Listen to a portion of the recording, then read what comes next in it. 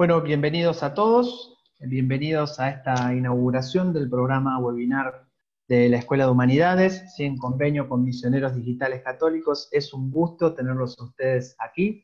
Seguramente esta transmisión va a quedar grabada. Hemos decidido armar este programa, son pequeños seminarios online, ¿sí? Vamos a comenzar con este que hemos titulado Claves para la Interpretación Católica de la Biblia. Vamos a presentarles este programa muy sintéticamente, el programa webinar, ¿sí? Humanidades, ¿sí? Que es una propuesta que hemos lanzado porque nuestro objetivo es formar para la nueva evangelización. Voy a cerrarle el video, ¿sí? Al padre Luis Sassano. Después, padre, si querés te damos, ¿sí? Conexión para que puedas saludarnos. Nosotros formamos para la nueva evangelización. Y por eso es que armamos, ¿sí? este programa para brindar un espacio formativo, incentivando siempre a la formación académica y sistemática en temas humanísticos. Sintéticamente, la Universidad FASTA, de la Fraternidad de Agrupaciones Santo Tomás de Aquino, yo les puse ahí algunos datos, tiene ya 26 años de vida, ¿sí? Surgió en Argentina. De esos 26, 17 los tiene con experiencia en educación a distancia, tiene presencia de alumnos en más de 25 países. Actualmente el alumnado son más de 10.000 alumnos, tanto en carreras presenciales, carreras de pregrado, de grado, ¿sí? Y a distancia también. Y en humanidades, específicamente en este espacio, ¿sí? Ya han pasado más de 4.500 alumnos cursando las distintas propuestas humanísticas. La Escuela de Humanidades, que es quien organiza, esta unidad académica que organiza desde la universidad estos espacios, bueno, es pionera en educación a distancia porque entendió este llamado a la nueva evangelización de tomar estos nuevos areópagos, ¿sí? Para poder anunciar el evangelio de una manera, digamos, para poder llegar a todas las personas sin tener un límite geográfico, utilizando las tecnologías de la comunicación. Contamos con una carrera de grado, que es la licenciatura en Educación Religiosa, y unas 5 diplomaturas, ¿sí? Antropología Cristiana, Formación Religiosa, Psicología Cristiana, Pensamiento Tomista y Ética Social. De hecho, creo que aquí hay algunos participantes que ya han terminado y culminado estos estudios, pero lo que decidimos hacer en este programa es tomar pequeños temas que hemos visto que son esenciales, ¿no? En la formación de un cristiano, que los vemos en estos cursos y carreras, para poder brindarlos, siempre incentivándolos a ustedes para que continúen, ¿sí? Su formación, para que la formación sea permanente, para que a la fe, ¿sí? que se vive con gran valía, ¿no? También se le pueda dar este contenido. Quien está utilizando ahora el marcador, ¿sí? Le pido por favor, ¿sí? Que no toquen otros botones más que el del chat, ¿sí? Yo sé que es una invitación. Aquí lo tenemos al licenciado Juan Carlos Willig, ¿sí? Que en este momento va a comenzar a compartirnos su presentación, ¿sí? Juan Carlos Willig, como recién anunciaba, tiene más de 30 años de experiencia en educación, es profesor en Ciencias Sagradas y además es licenciado en Educación Religiosa por la Universidad FASTA. Tiene además, ocupa otros tantos cargos, ha escrito unos cuantos textos que les invito a todos a leer. Todo esto está en la presentación del webinar. Juan Carlos, muchísimas gracias por estar acá. Quiero agradecer a todos los participantes, ¿sí? que se han hecho, ¿sí? Presentes en esta tarde-noche, desde los distintos rincones del mundo. Muchas gracias. Sé que cuando esto quede grabado no van a salir ni los chats ni las participaciones. De todos modos, ¿sí? Yo voy recogiendo todas las preguntas que surjan y al final vamos a dejar un espacio para que el profesor Willig pueda responder. Me va a asistir aquí la secretaria académica de la Escuela de Humanidades, y yo no me presenté, ¿sí? Simplemente porque me olvidé, no es por humildad. Soy el licenciado Matías Castro Videla, director de la Escuela de Humanidades. Quiero agradecerle acá la presencia también de otras dos personas, ¿sí? Guillermo Wolf, quien es el director de Misioneros Digitales Católicos, y el padre Luis Sassano, que está impulsando esta iniciativa. Ahí la vemos a Rosario, vamos a detener su video. ¿Cómo estás, Rosario? Que está conectada desde San Antonio, Texas. Juan Carlos, cuando quieras podés compartir tu presentación. Muy bien, muy bien. Muchas gracias, Matías. Muchas gracias. Ahí comparto con todos ustedes una presentación que hemos preparado. Vamos a ver. Bien, perfecto. Esto puede demorar, ahí empieza a compartir. Sepan Si se les puso la pantalla completa, hagan doble clic y ahí van a ver que vuelve el chat a aparecer. Les vuelve a aparecer un listado de participantes que lo pueden seleccionar con el botón de abajo. Bien. Muy bien, ya Ya estamos, esto Matías. está corriendo, así que yo voy a apagar mi video, pero voy a estar recogiendo todas las consultas que vayan llegando. Es un gusto, los dejo con ustedes el licenciado Juan Carlos Pili. Te voy a estar tomando el tiempo, Juan Carlos. Macano, sí, es muy importante. Muchas gracias, Matías. Bueno, Yo no un tengo ningún gusto, voy a problema. estar detrás y después voy a regresar con ustedes. Bien, gracias. Bueno, buenas noches a todos. Qué gusto saludarlos de tantas partes. Estoy muy emocionado. Está bien, tengo 30 años docente, pero no tengo tanta extensión de docente geográfica. Como los tiempos son breves, porque estos son cursos breves, vamos a evitar tanta presentación y vamos directo a lo que nos ocupa, que son claves para la interpretación católica de la Biblia. El temario es ciertamente breve y comprende todos esos puntos.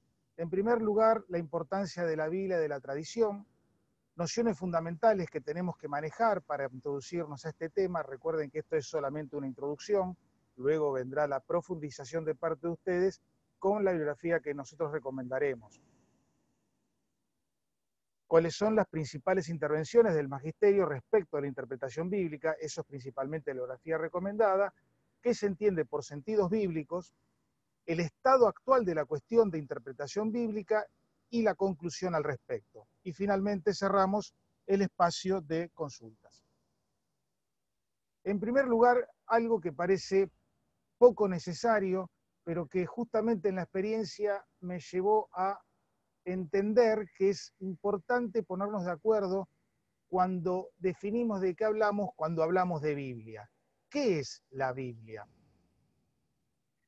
Vamos a ver, en la pantalla van a ver que tienen palabras en negrita y palabras en normal, el tono de la letra. Vamos primero a las partes en negrita. Es la palabra de Dios, pero escrita por hombres, bajo la inspiración del Espíritu Santo, en diversos lenguajes de hombres, traducida a muchas lenguas más, según las formas de los hombres inspirados, dirigida a todos los hombres de todo lugar y tiempo, con una finalidad soteriológica. Ahora vamos parte por parte. Es la palabra de Dios, Dios es el autor principal de la Biblia, pero escrita por hombres, autores secundarios que abarcan un periodo extensísimo que va aproximadamente del siglo XIII a.C. al primero después de Cristo.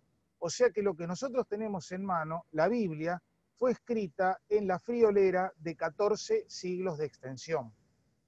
Bajo la inspiración del Espíritu Santo, la inspiración del Espíritu Santo, tercera persona divina, garantiza las propiedades de la Biblia, de la cual rescatamos, en primer lugar, la unidad interna, la homogeneidad del mensaje, en la heterogeneidad de géneros que la integran, y la inerrancia. Esto es, la falta de error en las cuestiones referidas a la salvación. En diversos lenguajes de hombres, los textos originales bíblicos son tres: hebreo, arameo y griego. Los tres, hebreo, arameo y griego, se utilizaron en el Antiguo Testamento con predominancia del hebreo, y el Nuevo Testamento fue totalmente escrito en griego, excepto quizás alguna versión aramea de Mateo, de lo cual no quedó rastro. Y que fue traducida prontamente a muchas lenguas más. Específicamente podemos mencionar el latín, cuando San Jerónimo, por pedido del Papa San Dámaso, en el siglo V, le pide la traducción de la Biblia, que en ese momento era toda griega, al latín, que era el lenguaje vulgar. Esa es la famosa Vulgata, que en el siglo XX tuvo una revisión por pedido de Juan Pablo II, y es la Neovulgata que mayormente se utiliza en la liturgia. Y luego, según las traducciones del hebreo, arameo, griego o del latín, fue traducida la Biblia a la mayor cantidad posible de idiomas hasta nuestros días. Es muy probable que las Biblias que tengan ustedes en este momento sean todas mayoritariamente de los lenguajes originales. Según las formas de los hombres inspirados, es decir, Dios inspira pero respeta la libertad y las cualidades personales, la capacidad que tiene de escribir cada autor humano, los cuales utilizaron diversos géneros literarios, como veremos pronto. y si bien fue escrita en un momento histórico concreto, a hombres concretos, por hombres concretos, está dirigida a todos los hombres de todo lugar y tiempo. Esa es la intención del autor principal, con una finalidad soteriológica, es decir, que la Biblia contiene un mensaje de salvación. Sigamos. ¿Está todo lo que se requiere para la salvación en la Biblia? La palabra de Dios es oral y escrita, es tradición y Biblia. La tradición oral es anterior a la escrita. Primero se enseña y luego se escribe. El ejemplo más claro es el que el Evangelio de Jesucristo, pronunciado oralmente por nuestro Señor, que luego fue expuesto por escrito en 4 versiones, evangelios canónicos, es decir, reconocidos por el magisterio de la Iglesia como divinamente inspirados. Ambas fuentes contienen íntegramente la revelación divina, conforman el depósito de la fe. Y corresponde al magisterio de la Iglesia definir cuál interpretación es auténtica y cuál no lo es. Por tanto, tenemos que la palabra de Dios aparece en versión escrita y en versión oral, más allá de que luego la versión oral fue consignada en distintas fuentes. Fíjense que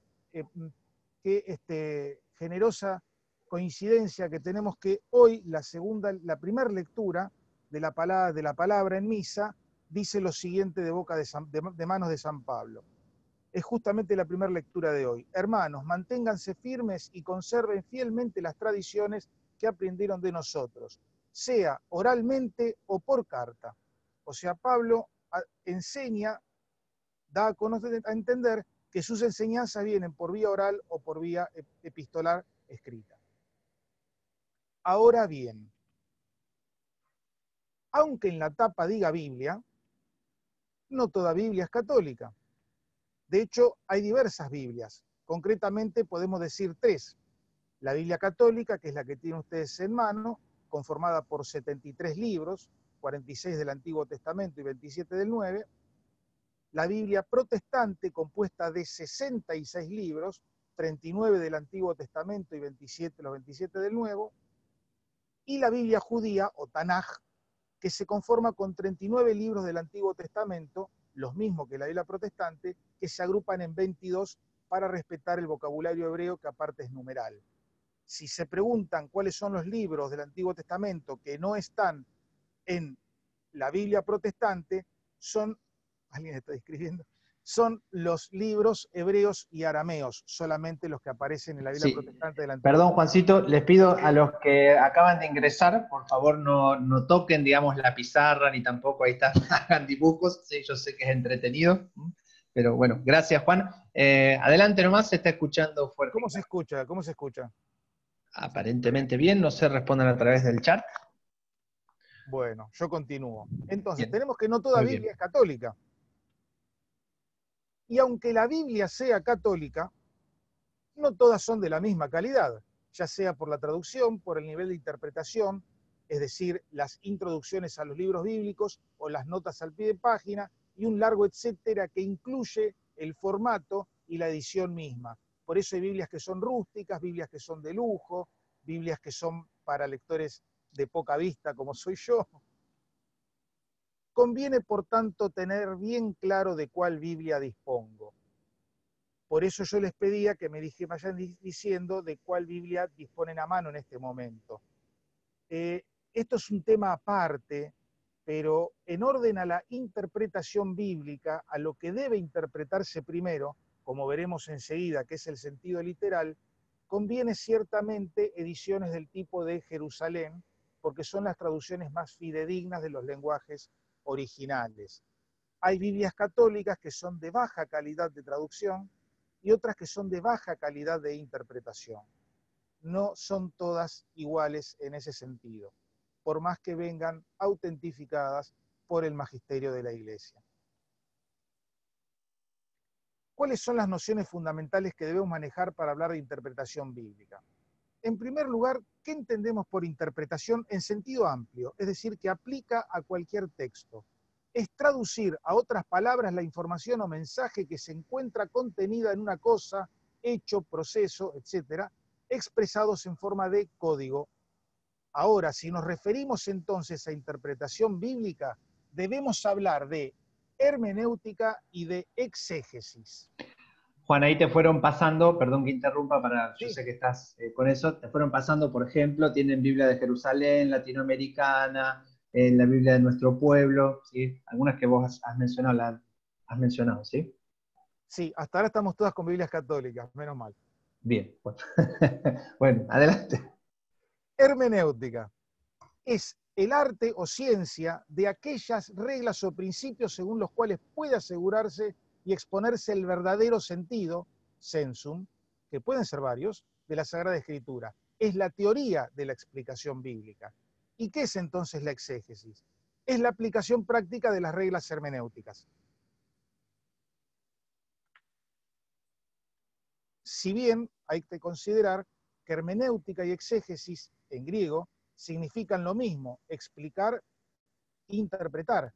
Ahora, la hermenéutica es para la teoría y la exégesis es para la práctica en el plano técnico, no en el plano etimológico. Grabémonos esa palabra, sentidos, ténganla muy presente, sentidos. Entonces, en síntesis, ¿qué tenemos? Interpretar la Biblia es buscar la comprensión del texto sagrado captando todos sus sentidos, porque dijimos que puede tener más de uno, incluso aquellos que no advirtió su autor humano, denominado agiógrafo, de autor sagrado, agio, sagrado, grafo, escritor. Todo autor inspirado se lo denomina agiógrafo. Y así, a modo de imagen, se me ocurrió mostrarles a los agiógrafos por antonomasia, que son los 4 evangelistas, y al intérprete y traductor por antonomasia, doctor de la Sagrada Escritura, San Jerónimo, como habíamos mencionado antes. Recuerden, sentidos, no se olviden de sentidos. ¿Qué dice el magisterio acerca de la Biblia? O, para ser más precisos, ¿en dónde encontramos expresiones del magisterio referidas a la escritura? Obviamente en muchos lados, pero hay documentos que son específicos. En primer lugar, en tiempos recientes, ¿verdad? Encontramos la encíclica Providentissimus Deus, la providencia de Dios, sobre el estudio de las Sagradas Escrituras de León XIII, siglo XIX, 1893. Esta es considerada la carta magna de la interpretación moderna de la Biblia. 50 años después de León XIII, el Papa Pío XII publica la encíclica Divino Afflante Spiritu, por inspiración del Divino Espíritu, acerca de los estudios bíblicos.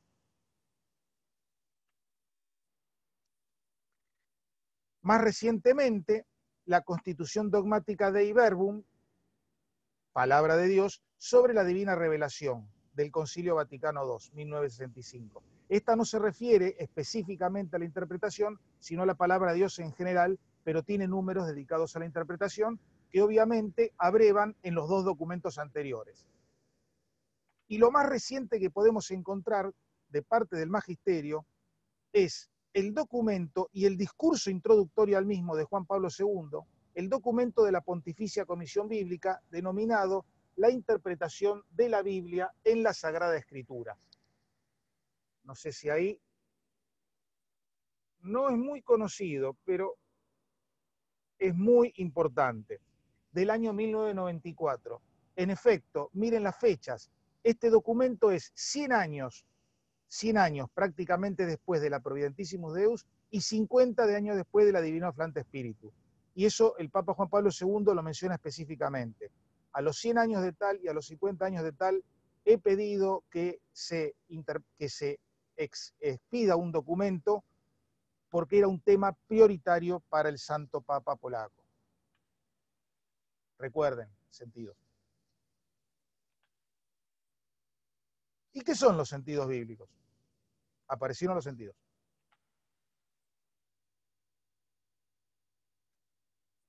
Los sentidos, el sentido bíblico o los sentidos bíblicos son la materia propia de la interpretación bíblica.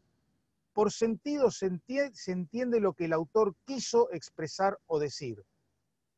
Ustedes vieron qué sentido tiene lo que esta persona dijo. Bueno, ¿qué sentido tiene lo que el autor humano, inspirado por Dios, dijo, escribió acá.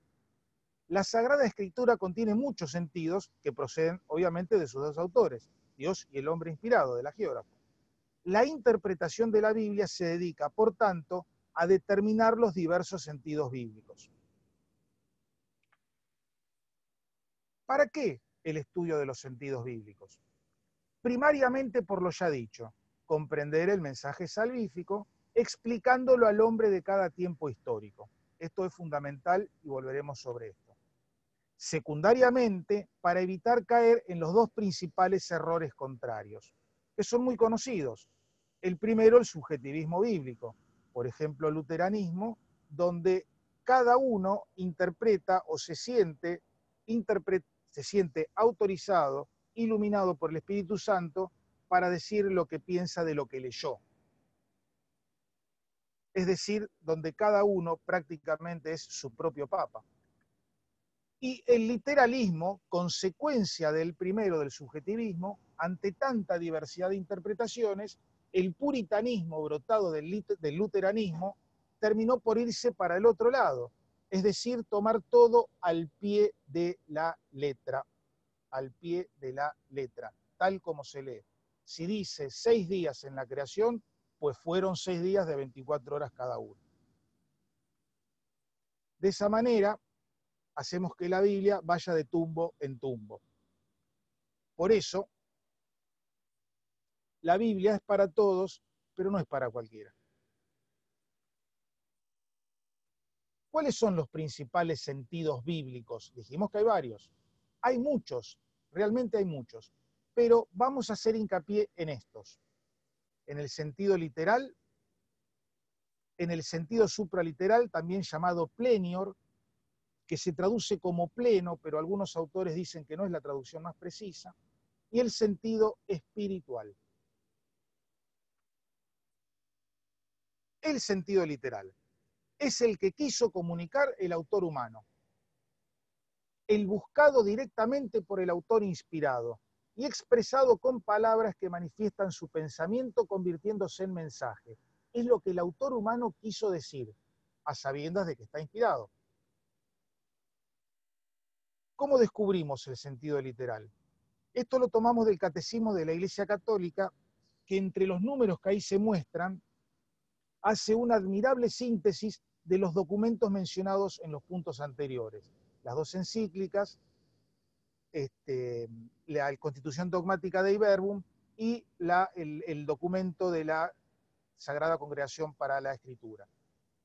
Para descubrir la intención de los autores sagrados es preciso tener en cuenta las condiciones de su tiempo y de su cultura, los géneros literarios usados en aquella época, las maneras de sentir, de hablar y de narrar en aquel tiempo, pues la verdad se presenta y se enuncia de modo diverso en obras de diversa índole histórica, en libros proféticos o poéticos o en otros géneros literarios. Entonces, recapitulemos. En primer lugar, tener en cuenta que estamos hablando de gente que vivió en otro tiempo y dentro de otra cultura, y eso tiene formas de expresarse, formas de dirigirse a los demás. Los géneros literarios, cada autor fue absolutamente de escribir como mejor le pareciera y le saliera. Y por eso los géneros literarios en Biblia son de una abundancia extraordinaria. Yo les preparé, y no lo puse en pantalla porque eran demasiados, una breve selección de algunos de los géneros literarios. Espero que se escuche bien. Dentro del sentido del género literario histórico encontramos, por ejemplo, agárrense, genealogías, anacronismos, comparaciones, hipérboles, imprecaciones, lamentaciones, el uso de nombres y etimologías, el famoso midrash, es decir, los comentarios, el mito. Este es un punto aparte que sería bueno aclararlo quizás. También tenemos el género legislativo, el género sapiencial, el género profético, otros géneros más. Los salmos y el evangelio mismo es un género. Como en misa se suelen escuchar ruidos que vienen de la calle. También tenemos el género epistolar, el género apocalíptico, probablemente el más complicado de interpretar, el más complicado de entender, y otros géneros literarios menores.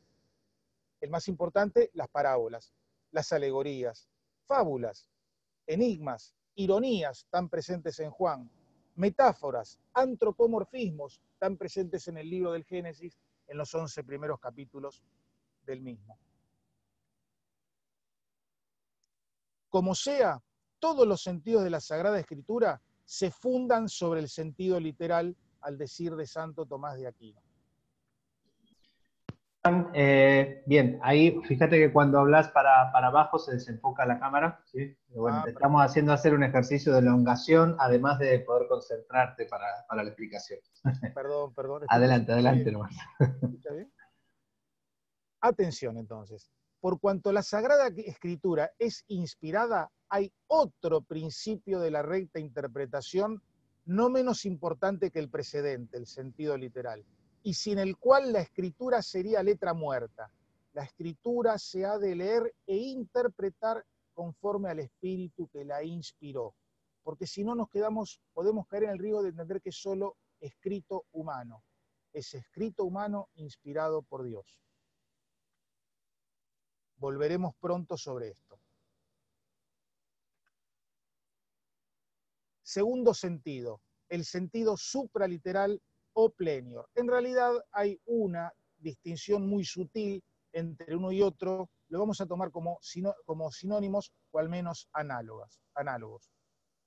Dado que la Biblia tiene a Dios por autor principal, es razonable entender que la misma debe tener una carga de significado que va más allá de lo que pensó el autor humano.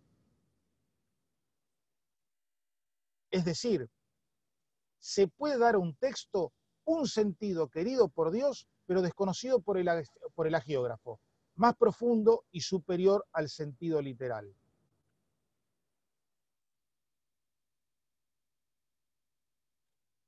Este sentido, el supraliteral, desconocido por el hagiógrafo, se descubre o conoce posteriormente gracias a una revelación posterior contenida en la misma escritura o en la traducción o en la tradición o por una enseñanza teológica posterior.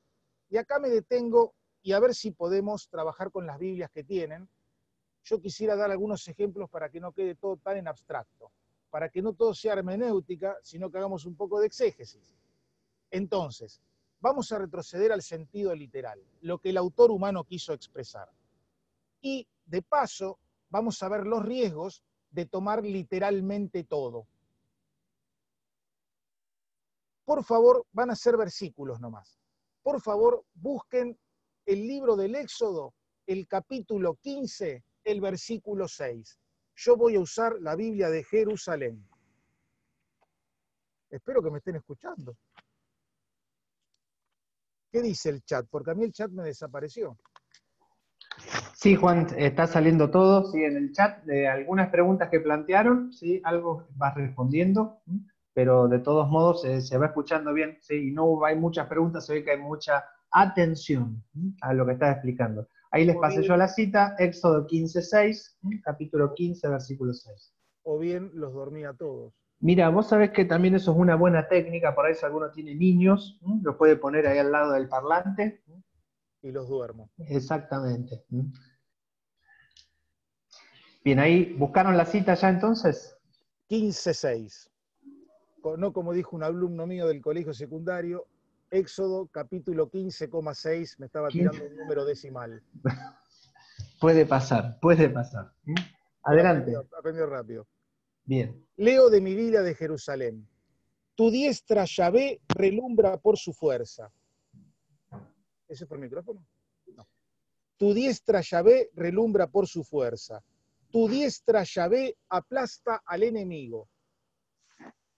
Veamos, si se tomara literalmente, Dios aplasta sería Hulk, ¿verdad?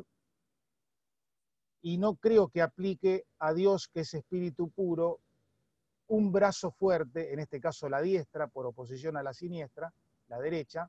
No aplica tomar literalmente que Dios es tan fuerte como un superhéroe de las películas que están de moda. Claramente, el autor que quiere expresar, en la mentalidad propia de la época, el Éxodo es un libro que se estima probablemente las partes más antiguas de la Biblia sean del Éxodo. Te voy pasando algunos de los sentidos que van transcribiendo, Juan Carlos. Tu diestra, Yahvé, de tremendo poder, tu diestra de tremendo poder, tu diestra, Yahvé, aplasta al enemigo, tu diestra reverbera en su poder, tu diestra, Señor, doblega al enemigo. Es decir, Dios tiene un brazo muy fuerte, ¿no?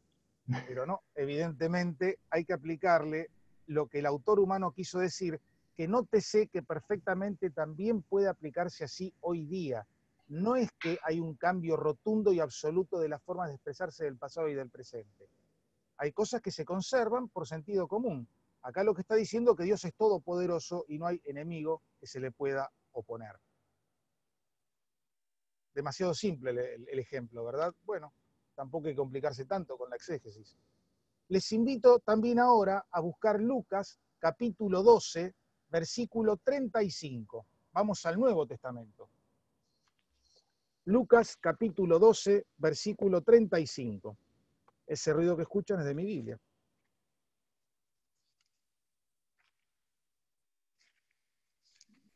Por favor, así lo transcribo en el chat, Juan Carlos. 12, Lucas 12,35.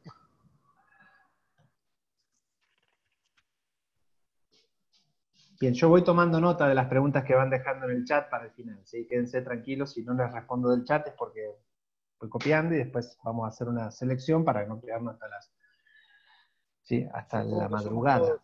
Supongo que somos todos ágiles en la búsqueda bíblica. Yo sigo con mi Biblia de Jerusalén. Sí, hay que avanzar, incluso para el que vea Y después en, el video que y en pueda buscar. y en este versículo leemos palabras del Señor, ¿no? Estén ceñidos vuestros lomos y las lámparas encendidas. Bueno, en Argentina la palabra ceñidor no se conoce, ¿sí? Yo tengo que aclarar que ceñidor es cinturón. Estén ceñidos, tengan puesto el cinturón, ¿verdad? Y las lámparas encendidas. Obviamente, no está diciendo el Señor, póngase cinturón porque se le caen los pantalones, sino que está diciendo, estén preparados. Estén preparados. Ese sería el sentido literal. Tenía unas ganas enormes de poner algunos versículos del Apocalipsis, pero para el Apocalipsis hay que tener mucha paciencia. Después, si tenemos tiempo, podríamos hacer alguno. Bueno, Entonces, voy leyendo nuevamente algunos de los sentidos que van dejando, ¿sí?, de las lecturas. Tengan puesta la ropa de trabajo y sus lámparas encendidas. Tened ceñidas vuestras cinturas y encendidas las lámparas. Tened, bueno, aparece otra vez, preparados y atentos a los designios del Señor. Estén preparados, ceñidos y con las lámparas encendidas, que es lo que leíste vos. Tengan la ropa puesta y mantengan encendidas sus lámparas. Estén preparados con las cinturas encendidas y con las lámparas encendidas. Por ahí noten, aparecen. por ejemplo, la metáfora de la lámpara, es también la que usa el Señor luego en la parábola de las vírgenes bobas, ¿no? Las que no tienen preparadas las lámparas no estaban preparadas para cuando el Señor viniera. Como ven, ese es lo que el autor expresaba, humano, que es lo que entendía perfectamente un contemporáneo suyo.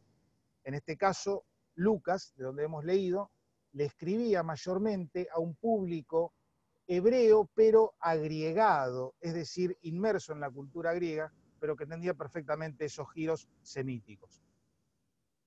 Y ahora vamos a hacer un ejemplo del sentido supraliteral. Hasta ahora vimos sentido literal y los peligros de tomarlo literalmente. No quiero ni pensar lo que se puede tomar subjetivamente. Imagínense el ejemplo que quería dar del Apocalipsis era más para una interpretación libre. Hay textos donde si uno hace interpretación libre puede salir cualquier cosa. Por eso hay tantas sectas que ven ovnis en la Biblia. Vamos a tomar un ejemplo para el sentido supraliteral. Vamos al Antiguo Testamento, porque recuerden que el sentido supraliteral encierra un sentido que el autor bíblico humano no conocía y que luego se revela. En este caso, el profeta Malaquías. No se usa mucho Malaquías, ¿verdad? Malaquías en el capítulo 1, en el versículo 11. Malaquías es cortito. Por lo general, estos profetas que son breves hay que buscarlos en el índice. Sobre todo los que tienen el libro del pueblo de Dios, donde han colocado los libros deuterocanónicos del Antiguo Testamento, es decir, los que fueron escritos en griego, al final del índice. Malaquías capítulo 1, versículo 11.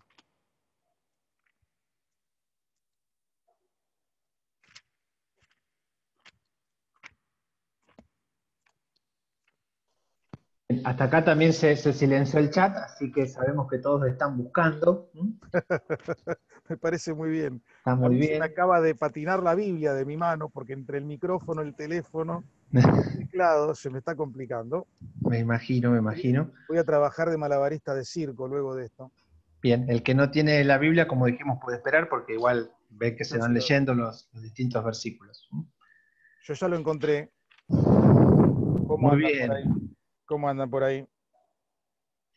Viene bien, es que no pueden escribir y buscar al mismo tiempo. No, es verdad. En Sí, eso les gano yo, claro. bien, va todo Bueno, muy bien. leo de la Biblia de Jerusalén, Malaquías 1, capítulo 1, versículo 11. Pues desde el sol levante hasta el poniente, grande es mi nombre entre las naciones, y en todo lugar se ofrece a mi nombre un sacrificio de incienso y una oblación pura, pues grande es mi nombre entre las naciones, dice Yahvé Sebaot. Ciertamente, el judío religioso entendía muy bien cuando se hablaba de oblaciones y sacrificios, todos a Yahvé, el gesto de adoración. Pero acá está encerrado, de oriente a poniente, en todas partes, se hace una referencia, insinúa el sacrificio de la Santa Misa, que es el sacrificio por excelencia único y último. Claramente el profeta nada podía saber de la misa, de la Eucaristía instituida por nuestro Señor. Pero ahí dentro está lo que Dios quiere anticipar. Bien. No te voy a leer ahora todos los sentidos, ¿sí? Porque sé que estamos apurados, pero bueno, pueden apreciar ustedes mismos las diferencias que hay en estos, ¿sí? En estas En las traducciones. traducciones, claro, las traducciones. Sí, porque esa es la riqueza de nuestro castellano, ¿no? Nuestro castellano es un lenguaje con tantas posibilidades de decir una misma cosa de diversas formas, tanto en la palabra concreta como en la gramática, ¿no? Ujú. Bien, adelante nomás, no te Y vamos interrumpo. por el tercer sentido, el sentido espiritual. Recuerden, sentido literal, sentido supraliteral, sentido espiritual.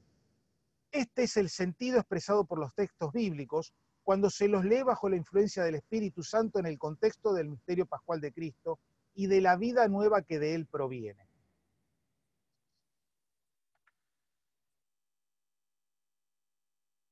El sentido espiritual se subdivide a su vez en tres. El sentido alegórico, que nos enseña lo que se debe creer, el sentido moral, que nos enseña lo que se debe hacer, y el sentido anagógico, que nos indica hacia dónde debemos tender. Hay un tríptico medieval muy famoso. Quiero que noten los números del catecismo de la Iglesia Católica. No se puede no se puede no tener el catecismo de la Iglesia Católica manual, a mi humilde criterio. Es verdad que hoy se lo tiene online en vatican.va, pero es como la Biblia, hay que tenerlo en mano el catecismo. Bueno, los ejemplos para el sentido espiritual los invito a que los busquen ustedes en esos números del catecismo, que los que pone son muy, pero muy claros. Te hago reenfocar la cámara, Juan, si fíjate un poquitito más abajo, porque ahora que estás trabajando con Biblia, apenitas, ¿sí? No te quiero hacer lío ni que se caiga ni nada, ¿no? Solamente por un tema de enfoque. Adelante ¿Qué, nomás. qué tal estoy ahí? Muy bien. Rubio de ojos claros saliste, mira. Sí, bueno, ni una cosa. Dijimos que íbamos a decir acerca de leer la escritura de acuerdo al espíritu con que fue escrita. ¿Vieron? Volvimos. El catecismo de la Iglesia Católica nos señala, siguiendo al Concilio Vaticano II, que deben seguirse tres criterios para leer la escritura de acuerdo al espíritu con que fue escrita. Primero, prestar una gran atención al contenido y a la unidad de toda la escritura. Repetimos, la escritura es heterogénea en el estilo, pero homogénea en el mensaje. Tiene un único mensaje de salvación, que por supuesto se fue dando progresiva y paulatinamente, no se dio de una sola vez, 14 siglos para escribirla. Y acá podemos citar el famoso axioma escolástico: el Nuevo Testamento está latente en el Antiguo se cumple en el Nuevo. debemos leer la Escritura en la tradición viva de toda la Iglesia. Recuerden que la Escritura procede de la tradición, y la tradición contiene muchas verdades reveladas que no están en la Escritura.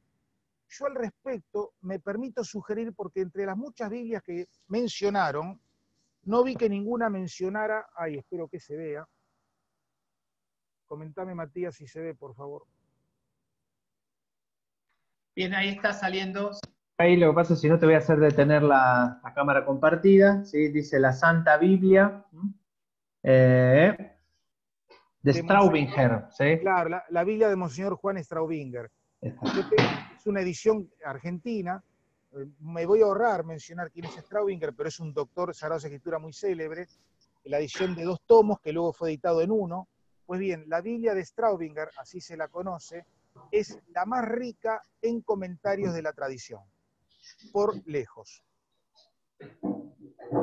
Su hermenéutica es bastante antigua, no quiero decir acrónica, digo antigua, pero sus comentarios dentro de la tradición viva de la Iglesia son extraordinarios. No hay santo padre que no nombre. Y el tercer criterio, estar atento a la cohesión de las verdades de la fe entre sí y en el proyecto total de la revelación. La fe no son datos aislados, sino que todos integran un único proyecto de salvación. Todas las verdades de la fe están conectadas, lo que no quiere decir que se fueron revelando paulatinamente en orden, de ninguna manera, porque el misterio más importante del cual brotan todos los misterios salvíficos es el misterio de la Santísima Trinidad, y sin embargo no fue revelado sino hasta que Cristo lo dio a conocer. ¿Cuál es el estado actual de situación respecto al tema que nos ocupa? Está claro que desde los orígenes los creyentes se han preguntado por el sentido de los textos bíblicos y la Iglesia siempre estuvo allí para enseñar. Recuerdan, por supuesto, el diálogo del eunuco con Felipe. Y esto que alguien me lo explique. Bueno, eso es lo que seguimos haciendo nosotros.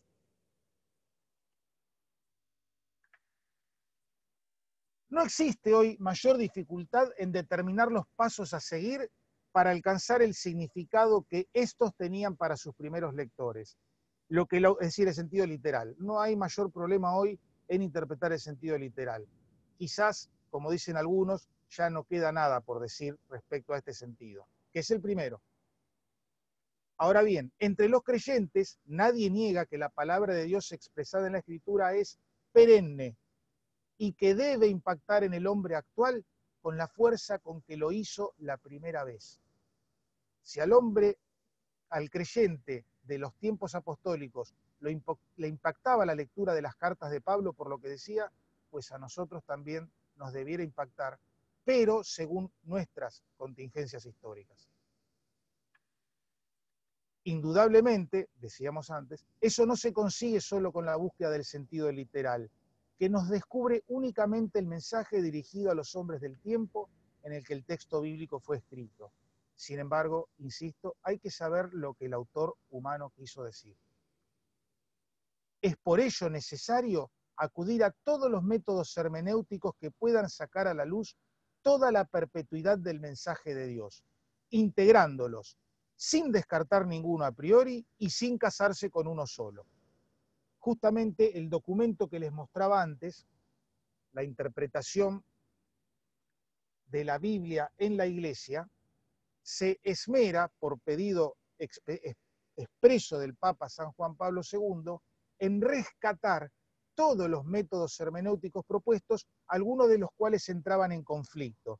Entonces, haciendo un trabajo de orfebre, la Sagrada Congregación para la Escritura, para la Biblia, comandada en ese momento por Joseph Ratzinger, quien luego sería Benedicto XVI, empiezan a enhebrar todas las virtudes de cada sistema, dejando un paquete armonioso para que no se descarte nada, porque hasta ese momento había muchos intérpretes, exégetas, que se peleaban bastante. No quiere decir que las peleas hoy no existan, pero por lo menos hay unidad de criterio. Y para ir concluyendo, ¿cómo andamos de tiempo, Matías?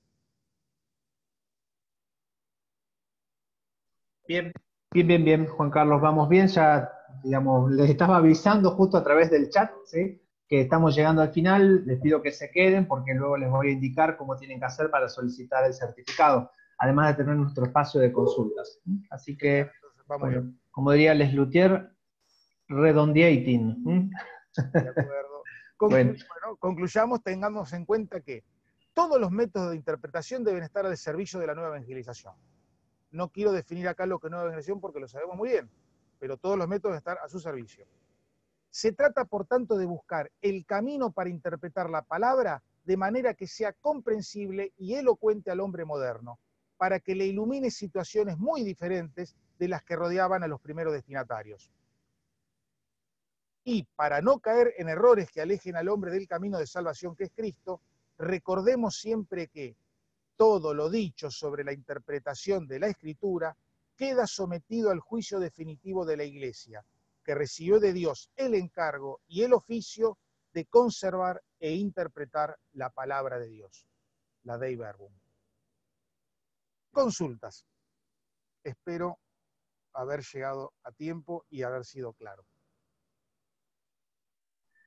bueno, muy bien, Juan Carlos, muchas gracias. Yo espero que voy a conectar también mi cámara. Ahora te voy a hacer llegar algunas consultas. Sí, sí. Dame un segundito. Sí, si querés pasar a la última para dar las muchas gracias, así yo después ya cambio la ¿Cómo no? presentación. ¿Sí? Muchas gracias a Eh, todos.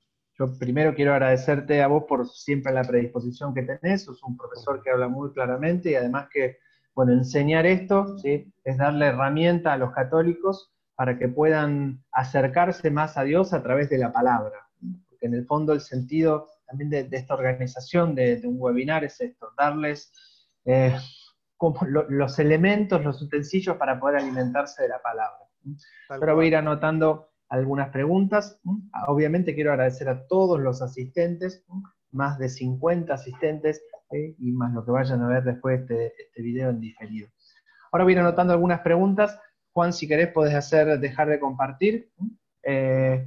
Así yo arranco con la otra presentación, si me dan un segundito, y mientras pueden ir planteando las Dale. preguntas. Algunas ya las tengo. Eh, Denme un segundito, mientras vamos haciendo este pequeño cambio. Bien, ahí deberían estar viendo. Juan, si querés, dejate la cámara. No sé si se te apagó la cámara, ¿puede ser? ¿No? ¿La tengo prendida? Bien. Ah, bien, no sé, capaz que no lo estoy viendo yo. No, sí, ahí estás, perdón, fue mala mía, digamos. Ahí está, ahí está. Bien, esperen que voy a ir abriendo el chat porque quiero ver también las consultas que fueron dejando y el listado de participantes también. Yo ya tengo algunas preguntas que fueron haciendo. Dame un segundito, pero capaz que tenga que dejar de compartir esto. ¿Sí? Eh, Básicamente, sí, preguntaban por qué las distintas traducciones, ¿sí? O por qué aparecen distintas palabras, es decir, una misma Biblia, una misma revelación, pero aparecen diversas palabras. ¿Sí? Es En decir, las no, traducciones. sí, digo, en vez, no sé, de tradición, por ejemplo, ahora de enseñanzas. ¿Sí? Daban Bueno, algún ejemplo ahí José Arévalo. ¿Sí? a ver si entendí la pregunta. Estamos hablando de por qué hay distintas traducciones en las palabras, según las Es ediciones. exactamente. ¿Sí? Bueno, porque es al público que está dirigida la traducción. Tenemos Biblias, espero entender bien la pregunta, ¿no? Tenemos Biblias dirigidas a un público que habla un español continental, de España, europeo, un español europeo, y un público que se le escribe, se le traduce en Biblias, que habla un español latino. Ahí tenemos el caso paradigmático de la Biblia del pueblo de Dios. Mientras la edición de Navarra, que varios tenían, o Jerusalén misma, está escrito un español muy europeo, ediciones como el libro del pueblo de Dios, escrita por dos sacerdotes argentinos, traducida, perdón, por dos sacerdotes argentinos, los padres Leborati y Truso, o también la latinoamericana, a la cual se le podría objetar interpretaciones, sobre todo las primeras ediciones. Las palabras cambian de acuerdo al público que está dirigida la traducción. Bien, muy bien. Bien, había alguna pregunta también referida a esto mismo, ¿sí? ¿Por qué una misma palabra o parte de un evangelio se interpreta de diversas formas? Creo que Bueno, también viene por esto que a veces no se tienen en cuenta los sentidos que vos has explicado, pero te dejo si Exacto, querés exacto. ampliarlo un poquito mejor. Exacto, sí, sí. No son distintas interpretaciones, son interpretaciones complementarias. Bien. No son interpretaciones que se choquen, sino que se complementan. Y preguntan, ¿cuáles son las propiedades de la Biblia? Es una pregunta amplia, ¿sí? Pero bueno, sé Las que te propiedades estás... de la Biblia, sí, sí. Sí. Porque yo en un momento mencioné dos, unidad e inerrancia, a eso se Ujú. refiere. Me Bueno, imagino que sí.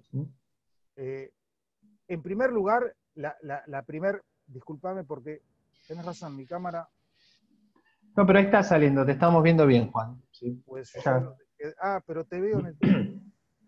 No, no importa, no te preocupes. No te preocupes porque está saliendo bien, vos seguí nomás que te vemos bien en este momento a la frente, pero bueno, A ver, ahí, ahí está saliendo bien.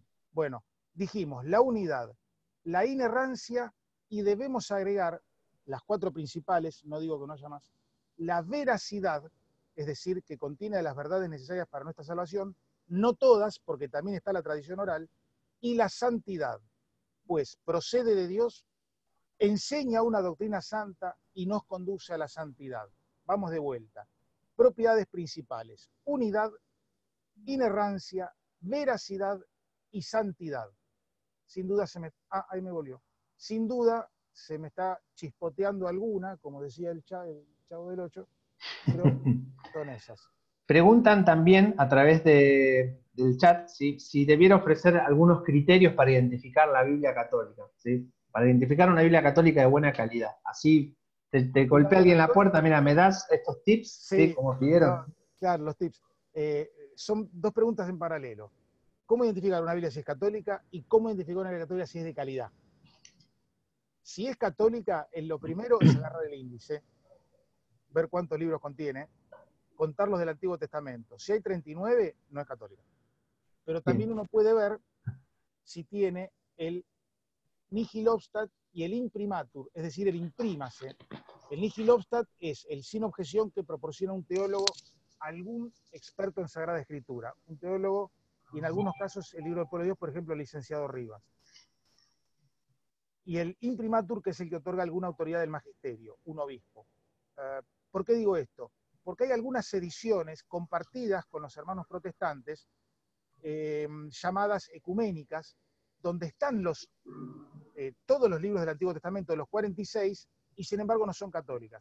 Son Biblias para los hermanos protestantes que incorporan los deuterocanónicos griegos. Eso para distinguir una Biblia católica de una protestante, ¿sí?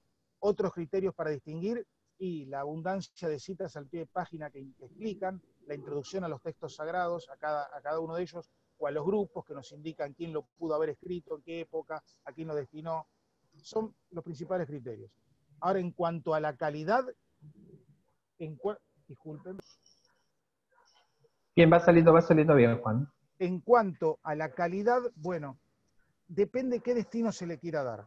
Si uno quiere hacer un trabajo hermenéutico, por ejemplo, exegético, perdón, aplicado al sentido literal y Jerusalén, ¿verdad? Si uno quiere aplicar el sentido espiritual, como dije antes, Straubinger. Si uno quisiera apuntar a la predicación, el sentido pastoral, y el libro del pueblo de Dios es muy útil para eso, porque está escrito en un lenguaje, por lo menos que en esta parte del mundo se entiende más. Y así con Muy varias bien. otras, ¿no? ¿Hay algunas otras preguntas? ¿Dónde se puede encontrar información, por ejemplo, sobre la Biblia de Straubinger? No, bueno, la Biblia Straubinger es una rareza en cuanto a la editorial. Yo conozco dos ediciones en Argentina, las dos son argentinas. Una, la más clásica, que es la del Club de Lectores, está en 2 tomos, y otra edición, un solo tomo de la Universidad Católica de La Plata. No conozco otras, pero se consiguen, ¿eh? Club de Lectores y la UCAL, Universidad Católica de La Plata. Bien, de la República Argentina. Sí, Y sí, bueno, sí. y después, si no, No pueden me googlear a extrañaría ver si lo encuentran. no me extrañaría que se haya replicado en algún país hermano. Mm. Perú, Ecuador, Colombia suelen replicar ediciones y viceversa. Bien, aprovecho, hay algunas otras preguntas más. Sí, gracias a los que bueno, les gustaría estudiar también más a fondo. Un poco también esto es animarlo, Acá alguien, incentivarlo, ¿sí? A acá poder alguien envió seguir, un link. seguir adelante. Para que te planteo algunas otras preguntas. Eh, Ah, punto de partida de estudio, ¿sí? Punto de partida de estudio, lectura de la Biblia, ¿sí? Digamos, no es el orden de cada libro. Me encuentro con la Biblia, ¿por dónde empiezo, digamos? No sé si estoy diciendo ah, bien, Mónica, tu pregunta. Si quiero empezar a leer la Biblia, ¿por dónde sí, empiezo? sí, ¿Mm? claramente. Yo quiero acá contestar dos preguntas que veo, Mati, si Bien, me sí, cómo no. Sí. pero vamos a esta que preguntan. Bueno, depende de la formación que tenga uno. Si uno está razonablemente bien formado, puede arrancar del Génesis y darle derecho hasta el final, sin importar la edición. ¿eh? Ahora, si uno quiere interiorizarse sin tener demasiado conocimiento previo, hay un criterio que es universal. Comenzar por el Nuevo Testamento, terminarlo, volver atrás, arrancar con el antiguo y volver a el nuevo. Hay unas listas por ahí muy simpáticas que dicen arranque por este, arranque por otro, pero son bastante discutibles, ¿sí? Porque como dijimos antes hay que respetar la unidad del texto bíblico. Ahí Manuel nos dice una charla sobre el tema de tradición de la iglesia. Le pido a Guillermo tome nota, después así conversamos también esto para los próximos webinars. ¿Dónde queda la parte en que hay que invocar al Espíritu Santo para que nos ilumine a interpretar la palabra? Bueno, está muy bien la pregunta, quizás algo que yo di por sentado. El Espíritu Santo hay que invocarlo siempre en toda actividad, particularmente en la bíblica, ya sea para la lectura, para la interpretación, para el compartirla, ¿sí? Porque es el que inspira cuando fue escrita y el que asiste cuando es leída e interpretada. Pido disculpas si, no es que me olvide del Espíritu No, Santo. no, no. Nosotros te hemos pedido, Juan Carlos, incluso que recortaras para Pero, respetar los tiempos. ¿Sí? Generalmente este tipo de exposiciones empieza, ¿sí? Digamos, si fuera una charla, digo, de 2 horas, ¿no? Pidiéndole, no sé, o explicando que la palabra se encuentra con Dios. ¿Sí? Bueno, toda una serie de explicaciones que te llevan, ¿sí? A sí, aterrizar sí. en la sala de escritura. Esto es Nosotros un árbol, fuimos ¿no? a los tips o a lo concreto.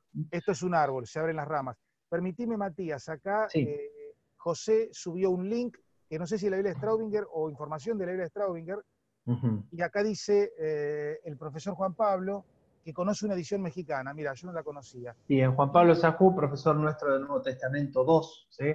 Así que, pero bueno, mi colega, perdón, Juan Pablo, exacto. no la conocía. Profe acá de la Y casa, quería gracias. responder, esta es muy interesante, porque hay una ligera cosa que aclarar. La Biblia del pueblo de Dios es la que se lee en las misas. En general, la liturgia utilizaba la Neovulgata, pero al menos en Argentina, desconozco si en el resto de los países hispanoparlantes, se utiliza el libro del pueblo de Dios en la misa.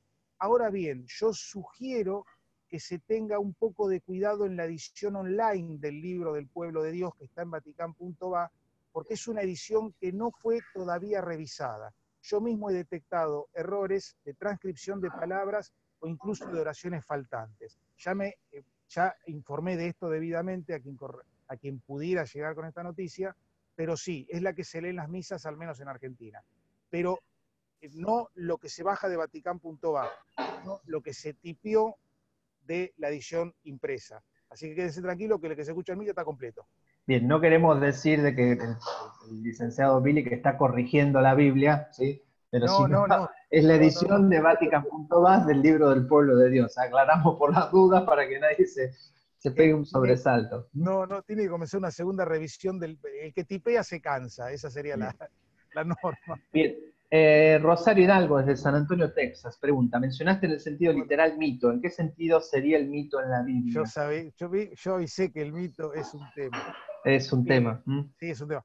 Eh, hay, Uno piensa en el Génesis, ¿no? El autor humano se servía del formato de los mitos, tomaba un mito en uso como herramienta para enseñar algo, pero lo vaciaba de contenido, se quedaba solamente con lo exterior. ¿Por qué? Porque era la forma en que entendían sus contemporáneos, ¿verdad? Es lo mismo que los antropomorfismos. Dios se enoja cuando manda el diluvio, pero Dios no se enoja. Es un antropomorfismo. Se le aplica a Dios una conducta humana para que el lector humano entienda que, bueno, hay cosas que no hay que hacerlas, porque se le ofende, pero no es que Dios se encabrite. Bien, bueno, sí, Guillermo nos dice que se escucha algún ruido, sí puede ser, estamos con dos micrófonos abiertos para poder interactuar así en vivo. Si alguno más ve que tiene su micrófono, por favor, creo que no, sí, somos nosotros dos los que estamos haciendo ruido. Ahora estoy más cerca yo. Bien, ahí está. Bueno, yo quisiera agradecerte, Juan Carlos, nuevamente por este espacio, agradecer a todos los presentes. Guillermo, si estás por ahí, podría darte la voz como para dejar un mensaje, ¿sí? Si estás, dame un segundito que te estoy buscando en el listado de participantes. A ver, sí. Ah, mira qué buena pregunta. La lectio divina, ¿en qué sentido Perdón, significa? ahí le acabo de activar el audio a Guillermo, por favor, ojo, porque si vas a tener que bajar el parlante. ¿Mm? Disculpa. Sí. Hola. Ahí te Hola, escuchamos fuerte y claro. ¿cómo están? Te Bienvenidos. comparto video si querés, también podés compartir ahí. Fíjate que ahí te envié un aviso. Sí. Hola, Hola, Guillermo. ¿cómo están? Mucho gusto, profe. Encantado de verte, Matías. Y Un gusto. bueno, genial este webinar, excelente exposición, profesor Bilic. Gracias. Y muy bueno, muy agradecido por todo lo que ustedes están haciendo acá en FASTA, por este nuevo ciclo de webinars que vamos a empezar. Esto pica y se extiende, ¿ok? O sea, esta es la primera charla que damos y hemos tenido una asistencia bastante masiva, o sea, más de 50 personas y todo el mundo atento, porque todo el mundo estaba calladito y escribiendo las citas bíblicas cada vez que el profesor decía, aquí no había nadie dormido, ¿ok? Entonces, Bueno, de verdad que los felicito a la Universidad FASTA por la organización de este evento, al profe por su excelente exposición y a todos ustedes que han participado y que están acá aprendiendo y formándose para recibiendo formación cristiana. Pues. Entonces, esto sigue, se extiende. Chequen en misionerosdigitales.com. En el futuro vamos a ir anunciando nuevos temas conjuntamente con la universidad. Y nuevamente, muchas gracias a todos. Bien, muy bien. Gracias, Guillermo. Sí. gracias, Guillermo. Acá Bueno, están reclamando, Matías, perdón, porque es cierto, estaba a sí, punto de responderla y no llegué. sí, quedó una pregunta más. La lectio divina, ¿en qué sentido se aplica? Bueno, Exactamente. indudablemente. Y hay otra antes, sí, que Sí. te pido que es sobre una interpretación de un pasaje bíblico. Te pido que le envíes ese mail, sí, que aparece ahí abajo en la pantalla, escueladehumanidades@fasta.edu.ar. Tengo una consulta para el profe Bilic, sí, y así se la hacemos llegar y la puede responder por privado, ¿sí? Disculpa. Bueno, Ahora te no, por dejo, favor. Juan Quiero, Carlos. lo de la lectio divina, ciertamente no hay un solo sentido que se aplica, pero si hay que resaltar uno en la lectio divina es el sentido espiritual. Bien, muy bien. Bueno, vamos a ir dando por concluido este webinar. Vamos a compartirles ahora la siguiente presentación. Fíjense, para poder solicitar el certificado de asistencia, les vamos a dejar a ustedes en este momento, ¿sí?, en el chat un formulario. Guárdense ese enlace o abran ese formulario. Juan Carlos, te estamos viendo, ¿sí?, parte del techo, ¿sí?, de la cabeza. Ahí estás mejor. Perdón. Sí. Les vuelvo a compartir, ¿sí?, por las dudas, el formulario, ¿sí? Ahí pueden abrirlo. Va a ser así, ustedes van a solicitar ahí, van a cargar con sus datos, les va a llegar un mail con los datos que ustedes han cargado y un nuevo enlace en donde a partir, estimo yo, que del día viernes o el día lunes, es decir, o este día viernes 31 o el día lunes 3, en ese nuevo enlace que van a recibir completando el formulario, van a encontrar su certificado para poder descargarlo. Yo les quiero agradecer a todos nuevamente su presencia. Este ciclo recién empieza, es muy prometedor. Nosotros hacemos esto por amor a Cristo, a su iglesia, a su evangelio, y los animamos a todos, por supuesto, ¿sí?, a seguir adelante, formándose. Sepan que los católicos hoy más que nunca tenemos que apostar a estar bien formados. Y nosotros intentamos hacerles llegar estas herramientas. Gracias, Guillermo, gracias al padre Luis Asano, gracias al querido profe Juan Carlos Bilic, a Rosario Rufino, que estuvo también ahí detrás del chat, a todos ustedes asistentes. Los invitamos, ¿sí?, después de que completen ese formulario, a que den un like, ¿sí?, que sigan a Escuela de Humanidades UFASTA en Facebook, porque las buenas noticias hay que difundirlas por todos lados. Gracias a todos, ¿sí? Leo algunos mensajes, ¿sí? Porque sería bueno que queden, ¿sí? Muy lindo todo, gracias por compartir conocimiento, muy buena la exposición, primera vez que participo en este tipo de espacios, me pareció riquísimo, muchas gracias a todos por participar, agradezco preguntas, ¿sí? Bueno, ese es Rosario, agradezco las preguntas y comentarios, hermoso trabajo, excelente, ¿sí? Esto no puede parar acá, así que vamos a seguir adelante. Hasta el cielo no paramos, como dicen nuestros amigos misioneros digitales católicos. Bueno, yo voy a interrumpir aquí la grabación, nos vamos a quedar unos segunditos más, por si alguno tiene algún otro comentario, ¿sí? Desde la Universidad FASTA, sepan que los vamos a recibir siempre con los brazos abiertos. Un saludo.